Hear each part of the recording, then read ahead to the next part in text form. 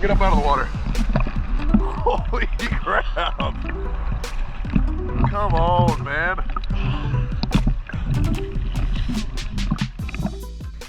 What's going on, y'all? Welcome back to the channel for another video. For today, we got some pretty sweet content planned. We're gonna be diving for tog and cobia, so y'all come on.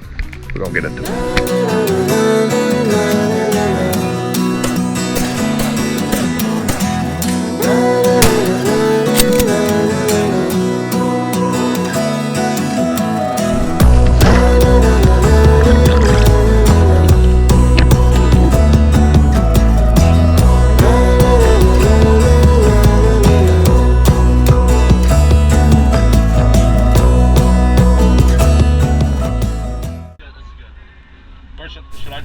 Alright, boys and girls, so we have updated the camera. We have a new exterior audio jack and we are rolling. And if the audio is not good on this one, I am throwing the camera away and we're getting a new one. So y'all let me know how the audio is doing. But I figured that we would go ahead and do another voiceover for this video since the one with the nutria hunt did so well. If you haven't seen that video, I will post a link to it above. Y'all, I figured that we'd just jump on here and I would share my thoughts and what's going through my mind while I'm, diving out here. So when I jump in, first thought that I'm thinking is, where the shark's at and how am I gonna die? Which just sounds really stupid, but I really do. I think about it every single time that I go out there, and settle in and those thoughts subside and you start rolling. But I start slowly working down the poles and run into a tog. Would have been a great shot, but I sort of hesitated on it. I wasn't really ready for it since this was actually my first dive. But if you spook them and you're moving slow enough, generally you can catch back up to them. But on this one here, I made a quick movement because I ran into the pole and it took off. So lost the opportunity on that one, but I try to take it as a learning experience and get better on the next ones. So y'all, generally these fish, they'll spook, and if you'll just stay calm, they're sort of curious. They'll work their way back to you, and you can sort of really get a redemption shot on them. But I'm trying to keep as much of these clips in here as I can. Y'all, I'm not an efficient diver by any means. I'm not a great diver and I don't have good breath holds, but I want to prove to y'all that anybody can come out here and anybody can do this stuff if you got the want to do it. Just find a group of guys that'll go out there with you, and so they can keep you safe and just do your best to learn. But I wanted to throw this one in here because when I got to the bottom, obviously there's a school of spadefish, but I also got surrounded by a school of sea bass, which I know you can't see behind the camera, but that's what's behind the camera. And on this one, I'm sitting on the surface, catch my breath, and I got a little impatient, and I wanted to get the skunk out of the boat, and this spadefish was in the wrong place at the wrong time. And I'm not proud to say it, but I shot a spadefish the size of my hand. But I do believe that there is something about getting the skunk out of the boat, and it gets you rolling. I think it's something with knowing that you have something to eat when you get out of the water, no matter what. So after that, I was able to jump to the next set and slowly work my way down this pole, and I actually found my first tog. So for those of you who don't know or are new to the channel, I played a lot of college football, and during these times I'd be either training or I'd be playing football. And so a lot of the stuff that I love doing, like hunting, fishing, and diving, I don't have as much experience as I would like to, but I'm trying to build it as quickly as I can. So y'all, that's really what's going on here. But this is my first tog. Honestly, couldn't be more proud of it. I'm glad that I've got this video of it.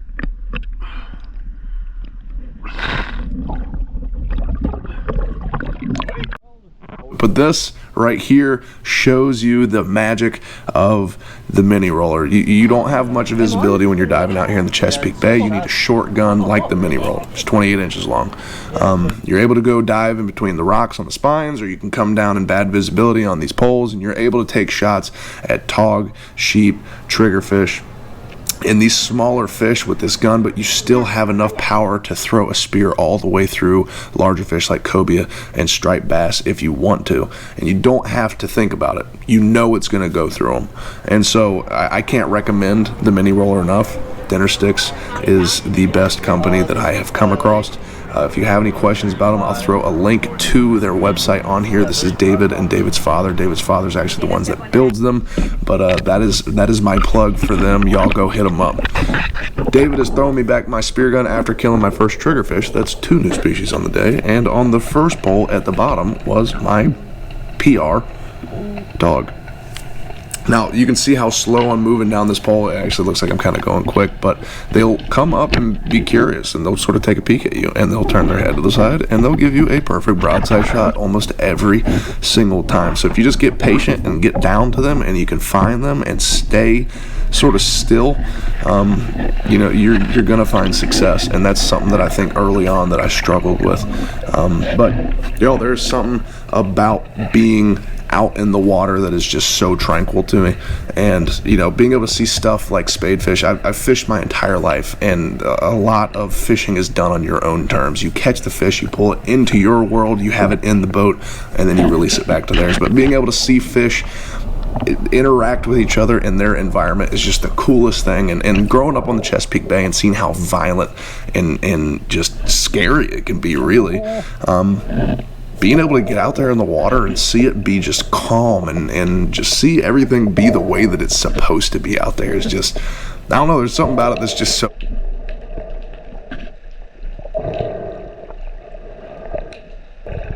We're about to get into the part that everybody's really here to see, the part where we start jumping on COBIA. So I'm going to go ahead and jump off of this portion of the voiceover, and I have another pre-recorded section over here. So y'all, put your seatbelts on and get ready. And this is when stuff got absolutely nuts. David called me over because he had dropped on a huge school of COBIA. Obviously, I line up the first shot and miss it. And I spook off this school, and I look at David, and it was like I had stolen his Christmas present. And but you can see sort of down there in the corner, they didn't leave. They didn't go anywhere. They're just hanging out. Now you'll see David's fins slowly go by, and I'm not going to cut this so that y'all can see how efficient and effective David is at diving. You can see his fins go by as he disappears into the abyss down there, and then I'm going to reload my gun as inefficiently and slow as I possibly can. But I don't want to cut the clip so y'all can see all of this, because David is just a monster when he gets in the water. But y'all, he ends up diving down to the bottom, and I'm looking for him / just terrible at reloading my gun, to be completely candid with y'all. But y'all, he gets to the bottom and puts an absolute dime shot on a COBIA down at the bottom and comes back up to the surface freaking out. And I'm going to try not to talk too much during this next part so y'all can just watch it, because the way that the GoPro is mounted to my gun, there was no way not to film everything because it was just dragging the gun around. So y'all enjoy this next part. I'm gonna throw in some commentation, I guess, but I'm gonna let it run for the most part.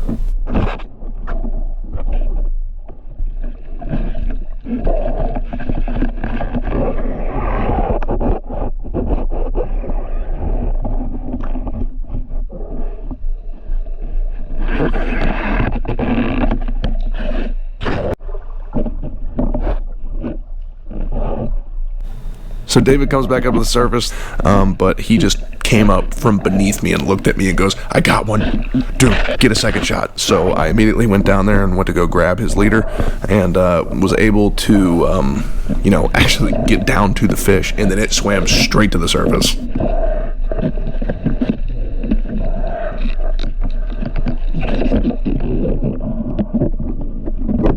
And you can't see it, but I sank that second shot right above the pectoral fins, and so from that point on, it was a wrestling match between us and this monster COBIA.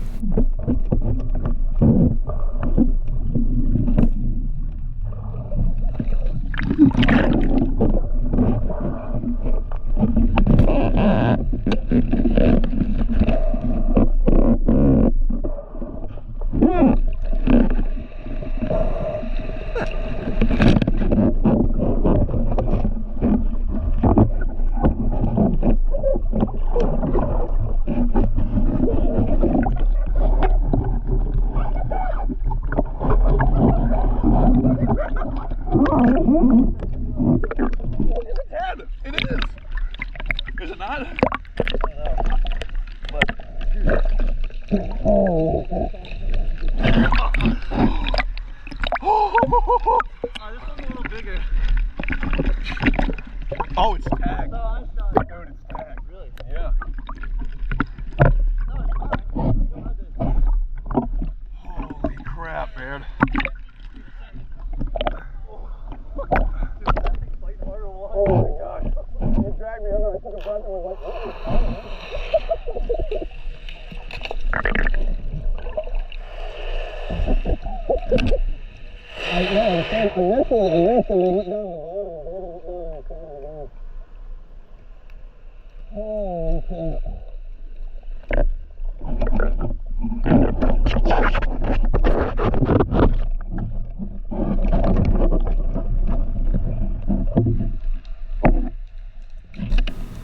So here, David's dispatching the cobia.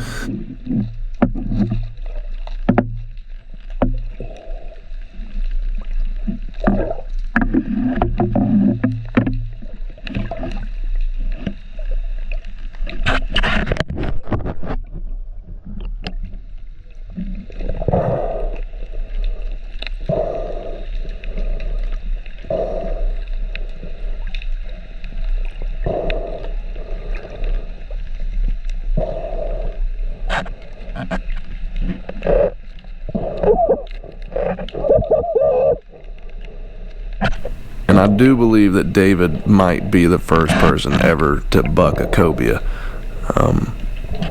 But y'all, that's pretty much it for the voiceover. This was just an awesome trip and being able to put some monsters in the boat, and Get up out of the water. super appreciative of it. Super glad that I was able to get out there on the water with David and his family, and man, just what an awesome experience again. And y'all, if y'all are looking for a bay gun or something to get out there to be able to poke some holes in some fish, man, don't hesitate to hit up Dinner Sticks. I'm gonna throw the link to their website in here, and you know, I can't speak highly enough of them. So y'all, that's it for the voiceover. I'm gonna let the video roll out.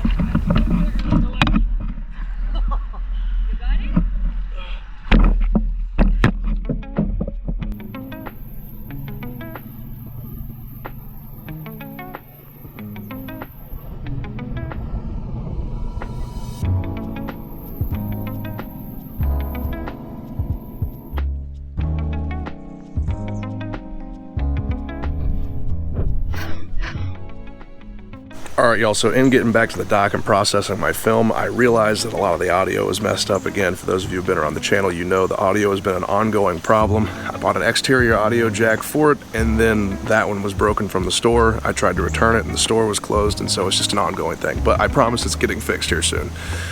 Y'all, this weekend was awesome getting to shoot 2 cobia with David. I didn't actually get the initial shot on either of them, just to be completely candid with all of y'all. I got my first triggerfish, my first tog. Ended up shooting, I think, 4 or 5 tog on the weekend, which is just sick. Y'all, if you need any type of advice for buying a spear gun, I cannot suggest going and hitting up Dinner Sticks enough. They are something like I have never seen before. It's only 28 inches long. It's a compact gun. You can go shoot close range at smaller fish like tog and sheep's head, and then still have enough strength to be able to bust a shaft all the way through a cobia. And so I think this video is enough evidence that they are as effective as you're going to find in a spear gun. And if you want quality and something that's going to go back to a family-owned business, then that is the spear gun that you should be going after. And if you want any information on them, please hit me up about them. I'd be happy. He's a good friend of mine. So y'all, that's pretty much going to be it for me here for this video on the Appalachian Farm Hand channel. If you enjoyed the video and you want to stick around, consider hitting that subscribe button. Hit the bell notification if you want to see every single time that I post. Hit the thumbs up if you like the video. It really helps the channel out. But y'all, until next time, I'll see you out in the woods.